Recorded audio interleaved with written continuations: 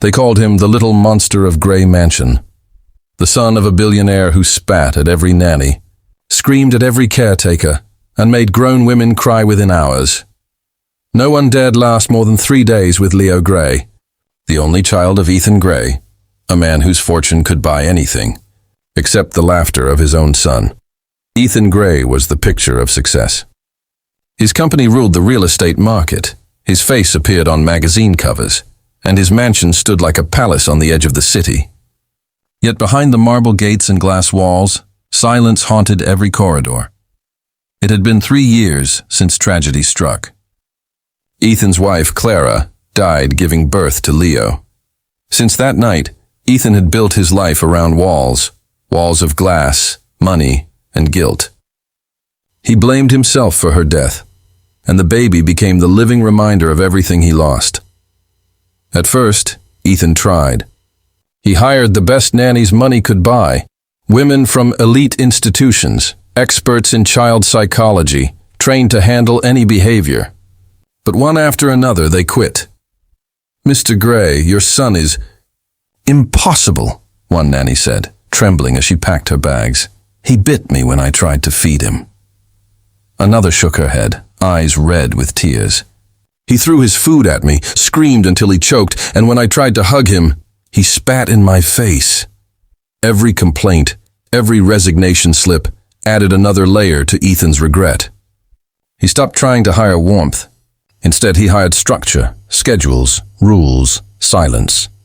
Leo, only 3, grew up surrounded by polished surfaces and expensive loneliness. Then one rainy morning, when thunder rolled above the mansion and the staff hurried through their chores, a new worker arrived, a young woman named Maya Rivers. She wasn't there to take care of the boy. She'd come for a cleaning job, a last hope to feed her sick mother back in her village. Her shoes were worn, her clothes faded, and her resume was a single page with a few simple lines. Hard-working, honest, will do any task. The head housekeeper frowned when she saw her. "You're late," she snapped. "I'm sorry, ma'am," Maya said softly, brushing rain from her sleeves. "The bus broke down, but I'll work twice as hard." The housekeeper sighed. "Fine. The kitchen floors, the guest rooms, and don't go near the nursery. Mr. Grey doesn't like strangers near the boy." But fate rarely follows instructions.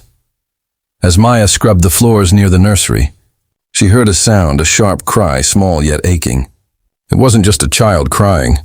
It was the sound of heartbreak too heavy for such a little chest. Curiosity tugged at her.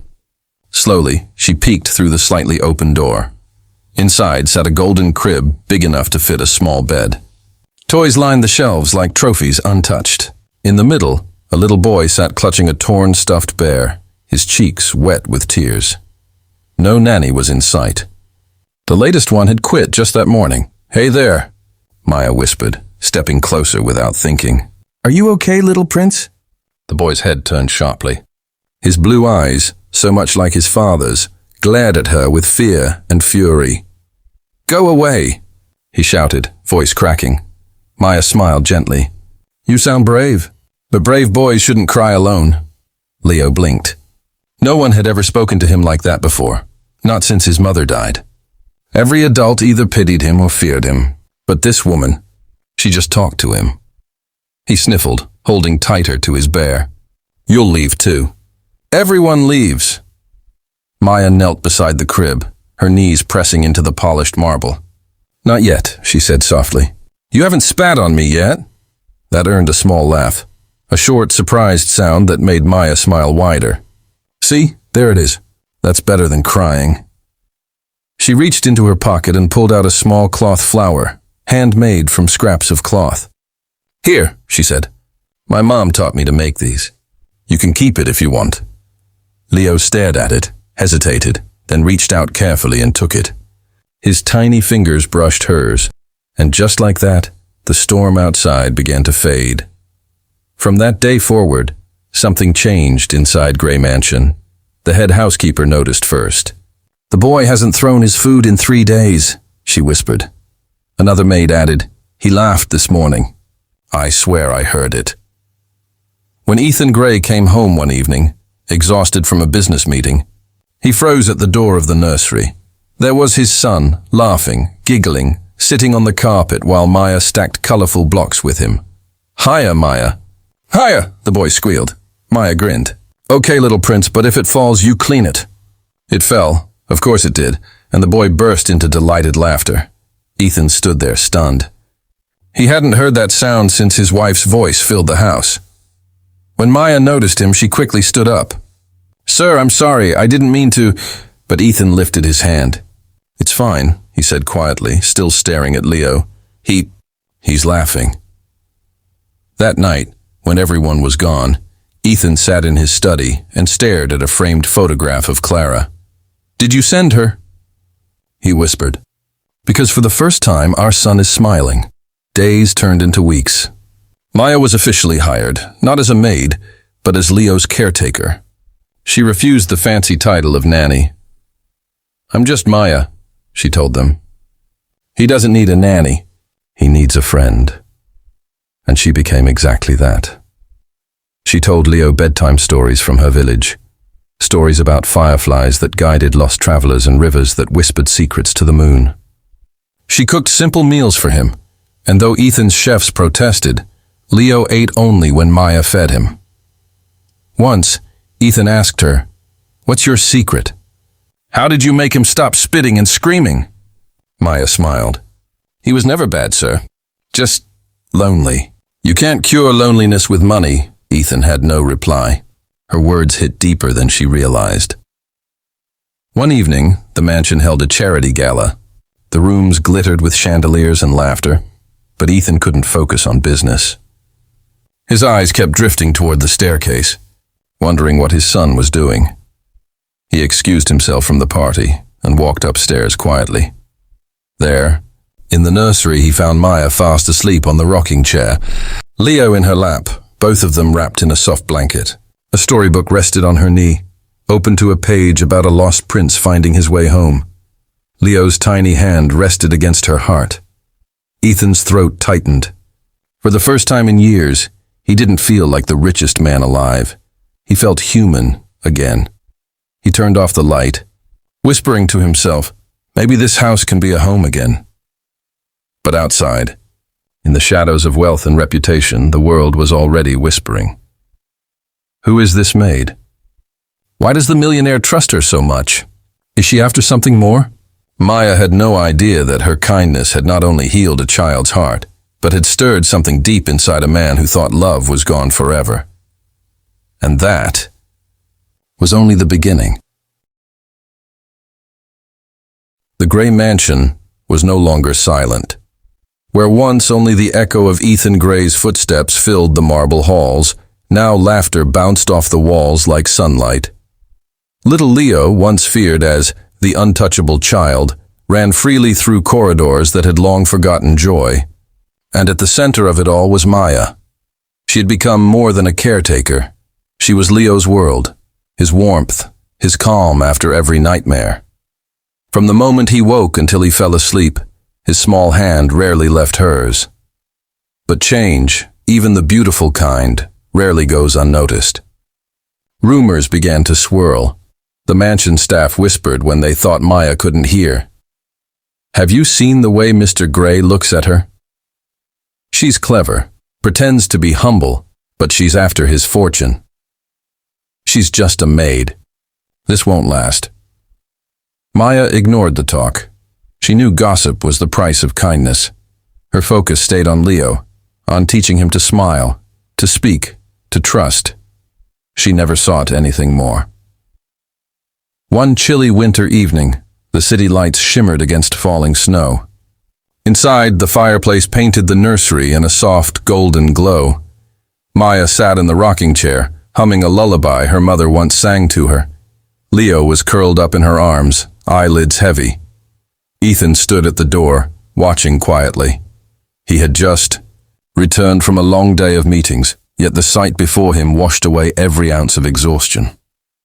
For months, he'd watched Maya from afar, her patience, her laughter, her strength. She had done something no doctor, no specialist, no therapist could do. She'd healed his son. But tonight, something inside him shifted. Leo stirred, opened his sleepy eyes, and reached up with his tiny hand. He touched Maya's cheek softly, then leaned in and kissed her. A small, innocent kiss, but it froze Ethan where he stood. The boy who once spat at every face he saw had chosen her. Maya's eyes widened in surprise, then softened. "Good night, my brave boy," she whispered. Leo smiled faintly before drifting back to sleep. Ethan stepped into the room. "He kissed you," he said quietly. Maya turned, startled. "Mr. Gray, I didn't see you there." Ethan smiled faintly. "I saw something I thought I'd never see again. My son showing affection." He looked at her deeply. "You've given him back the part of himself I thought I'd lost forever." Maya lowered her gaze. "He just needed someone to listen, sir." But Ethan shook his head. "No, Maya. He needed love, and you gave it to him." Their eyes met, and in that silent moment, the air between them changed. Weeks passed. The bond between Ethan and Maya began to grow quietly, naturally. They shared coffee in the mornings while Leo played nearby. He asked her about her family. She told him about her sick mother, her small village, her dreams of one day opening a school for poor children. He listened, really listened, something he hadn't done for years. And somewhere between conversations, laughter and stolen glances, he realized something terrifying. He was falling for her. But Ethan Gray was a man bound by fear of loss, of judgment, of repeating the past. So he stayed silent. Until one evening changed everything. A charity gala filled with powerful names, flashing cameras and whispered ambition. Maya had been invited, at Leo's insistence. "Maya comes, Daddy," he said stubbornly, "or I won't wear the suit." Ethan couldn't refuse. She appeared at the top of the staircase wearing a simple silver dress that shimmered like moonlight. The guests turned. Even the chandeliers seemed to pause. Ethan forgot to breathe. The poor maid looked like a dream. All night, people whispered, "Is that the maid? She shouldn't be here." Ethan Gray must have lost his mind. Maya felt every stare like a blade, but Ethan stayed beside her, proud and calm. When a business associate sneered, "Careful, Gray, your charity's showing," Ethan replied coldly, "Yes, and it looks better than your arrogance." That night, Leo clung to Maya's hand and danced with her under the golden lights. It was a moment of peace until chaos struck. A careless waiter tripped, spilling red wine across the floor. The noise startled Leo. He screamed, covering his ears, trembling in fear, a reminder of his old trauma. Maya immediately knelt beside him. "Shh! It's okay, my little prince. You're safe. Look at me. Just breathe." Ethan froze for a heartbeat, then knelt too. But Leo pushed his father's hand away and buried his face in Maya's dress. The room went silent. Dozens of eyes watched as the billionaire's son clung to the maid, trusting no one else. Maya whispered soothingly until the boy calmed. Then she gently lifted him into her arms and carried him out, her head held high. That night, social media exploded. Photos of the maid and the millionaire's child flooded the internet. Headlines screamed scandal. Ethan's board members demanded explanations. "She's ruining your image," one said. But Ethan just looked out the window and said, "She's saving my family." 5 days later, Maya found him sitting alone in the garden at sunrise. His usually perfect suit jacket was wrinkled, his eyes tired. "They won't stop talking," he said quietly. "They're questioning my decisions, my reputation, even my ability to be a father." Maya sighed. "People always talk, Mr. Gray, but words can't define truth." He looked at her, searching. "Then tell me, what is the truth, Maya?" She hesitated, her voice barely above a whisper. "That your son is healing, that he smiles now, that he loves you, and maybe that you don't have to live behind glass walls anymore." something in him broke. For years, he'd built walls to keep the world out. But she'd stepped through every one of them with nothing but kindness. He reached for her hand. "Maya, what if I don't want you to leave?" She froze. "Mr. Gray." "Ethan," he said softly. "Just Ethan." Their hands lingered together, a silent confession neither dared to voice aloud. A month later, Leo's laughter once again filled the house. His speech improved, his fears faded. He often told his father, "Maya makes me brave." One afternoon, as Ethan watched them play, he realized what true wealth meant. It wasn't the mansion, or the business, or the name Gray. It was this, the sound of his son laughing, the warmth of love quietly blooming where he least expected it. And in that golden afternoon light, Maya turned toward him and smiled. For the first time, he smiled back, not as a billionaire, not as a widower, but as a man reborn. Years later, people would still tell the story of the boy who spat on every nanny but kissed the poor maid. They would whisper about the scandal that became a miracle, about the love that grew not from power, but from patience. But inside the Gray mansion, there were no whispers anymore, only laughter, love, and the gentle hum of a lullaby echoing through the halls where loneliness once lived.